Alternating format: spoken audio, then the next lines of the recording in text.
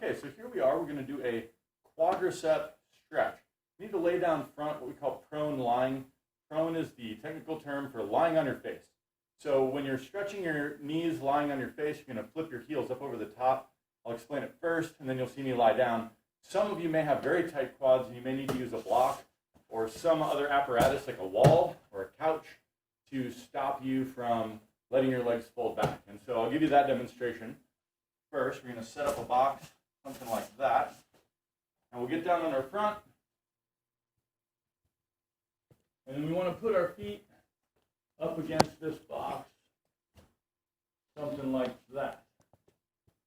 Now, for most people, this will be a stretch already in the quads, and you may find pressure in your lower back.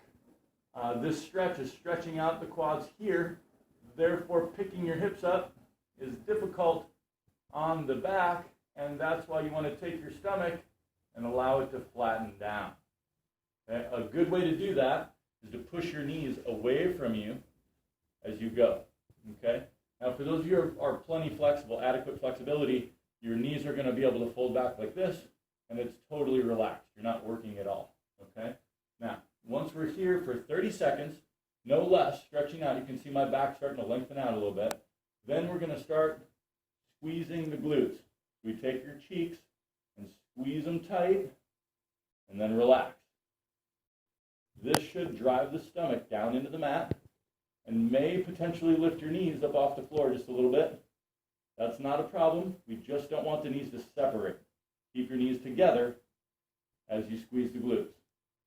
Okay? Then you're going to follow with squeezing your core, what we call a prone crunch. My stomach here is going to tighten up and then relax. Tighten up and then relax.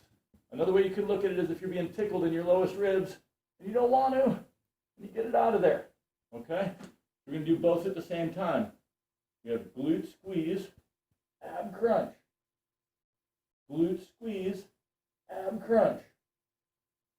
Glute squeeze, ab crunch. Okay? Then we're going to let the legs go down. You might have to move your couch or your block out of the way. And we're going to push the knee straight out. So see how that elevation in the knee and the heel pushes away? You notice my hip dropping down? Then we're going to relax. And do the other side. So each time you push on that heel, you'll notice the hip drops or depresses to the heels. And that rotation or that tilting is what we want. That's very good mobility for the lumbar and for the deep hip support muscles. Okay, and then finally, we're just going to pump the knees. And hopefully, your lumbar and your hips move very little. So your knees move a lot, they're pumping around, but your hips and your lumbar are very stable. That means we have good stability.